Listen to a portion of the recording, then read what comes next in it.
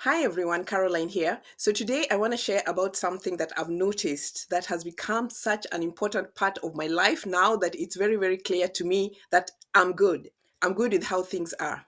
These days, I'm so unbothered by things that used to bother me and trigger me that I'm just like, you know what? That FOMO thing, the fear of missing out, for those who don't know what FOMO is, these days, I'm just in the camp of no more FOMO, and it feels so good. I don't feel bad about things the way I used to feel bad about things. You know, in the past, before I started these activation processes and clearing processes in my body, I used to feel some type of way when people who were close to me or my friends would not inform me about the things that they were doing, or they would, by accident, kind of leave me out of their processes or do things without telling me. And these are people that I kind of expected would tell me because I was close to them, or I would be the last person to know information that was shared within that circle, or I wouldn't even know at all. And then if I would ask, someone would tell me, like, oh, I told you. No, you did not tell me. Oh, I thought you knew. No, I did not know. And then I would feel like really betrayed and really hurt by things like that. You know what I mean? When you know how it is when you have a friend and you think you're close and you're talking to this person like almost every day, and they are doing things or things are happening in their lives, major things that you think sometimes you're privy to.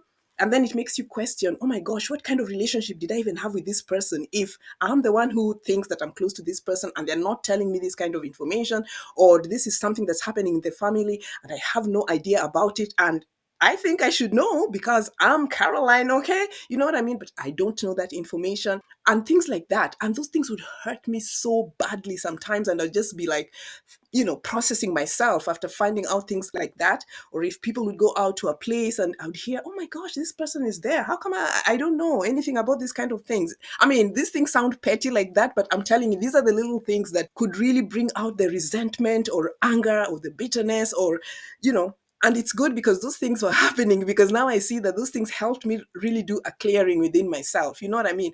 Or I'd feel betrayed or, struggle to let things go. And then sometimes I would say things like, okay, I've forgiven this person, and I'd cleanse myself and I'd try to align myself, which obviously was not alignment because that thing would keep coming back and circling back. And then I'd fall back into the same loop until now I have reached a point where when things like that are happening, which is now rare because these things are no longer in my frequency and there's no lesson for me, which is great. You know what I mean? Because things are always going to keep repeating themselves sometimes because, you haven't really finished the clearing process. And as soon as you work through that issue in truth and you clear that thing out in truth, that thing no longer has a frequency match. And so it will not show up in your experience. And usually, if those things keep coming and repeating in your experience, that's you a sign that, there's still something there that needs to be looked at. And the person who's triggering that experience is playing a role for you to help you evolve. Because you see this thing and then you have to work through it and then you evolve and then you become much cleaner and lighter and whatnot. You know what I mean? So anyway, that's how it usually works out for me. And on a higher level, no one is good or bad. People are just playing roles to help each other see what needs to be seen so that everyone can evolve. I mean, it takes a while to sometimes even understand or grasp that, because you can get so irritated by certain things and certain people and whatnot and try to blame them, but there's no blaming anyone. All these people are, and everyone and every experience is on a higher level for our highest good. And I'm sure most of us understand that by now. Anyway, so I'm no longer triggered by these kinds of things.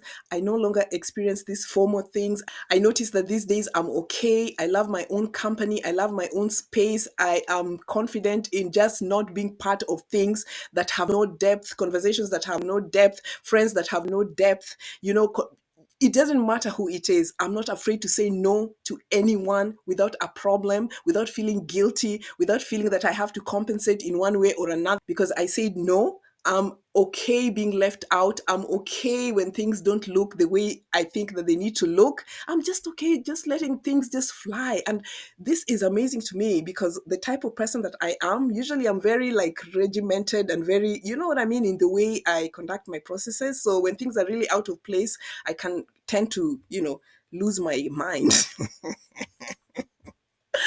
But I have noticed that I'm not triggered anymore. So that shows and is a great indicator for me that something has really, really changed. I've let go of that emotional attachment to things. And that thing has just made me so excited because these days I'm just like, just walking around, very little triggers me. I'm unbothered.